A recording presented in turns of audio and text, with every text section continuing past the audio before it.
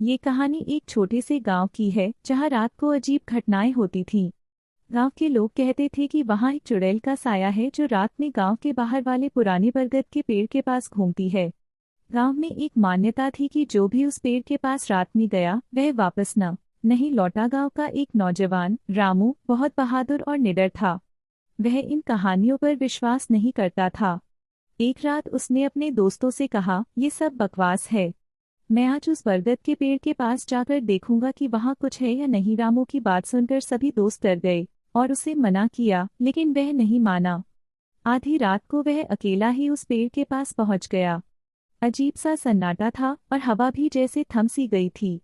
रामू ने सोचा, ये लोग बिना वजह डरते हैं, और हंसते हुए पेड़ के पास बैठ गया। भी अचानक उसे एक औरत की हल्की सी हंसी सुनाई दी। उसने चारों ओर देखा पर कोई दिखाई नहीं दिया।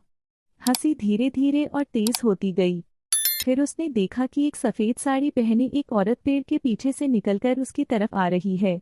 उसके लंबे बिखरे बाल और लाल आंखें थीं। रामू ने हिम्मत जुटाकर उससे पूछा, तुम कौन हो? वह औरत मुस्कुराई और बोली, मैं वही हूँ जिसके बारे में सब कहते हैं।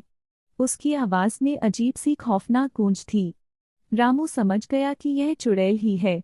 वह पीछे हटने लगा पर उसके पैर मानो जमीन में जकड़ गए थे।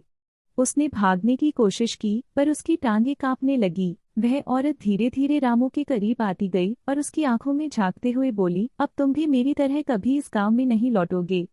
इतना कहते ही वह चुड़ैल हवा में गायब हो गई। सुबह हुई। गांव वालों ने देखा कि रामू का कोई पता नहीं था। उसके दोस्त और परिवार वाले उसे ढूंढने निकले पर उसे सिर्फ उस बरगद के पेड़ के नीचे उसके जूतों का निशान मिला। गांव के लोग अब समझ गए थे कि रामू भी उस चुड़ैल का शिकार बन चुका है। तब से उस गांव में लोग शाम होते ही घरों में चले जाते हैं और उस पेड़ की तरफ कोई नहीं जाता।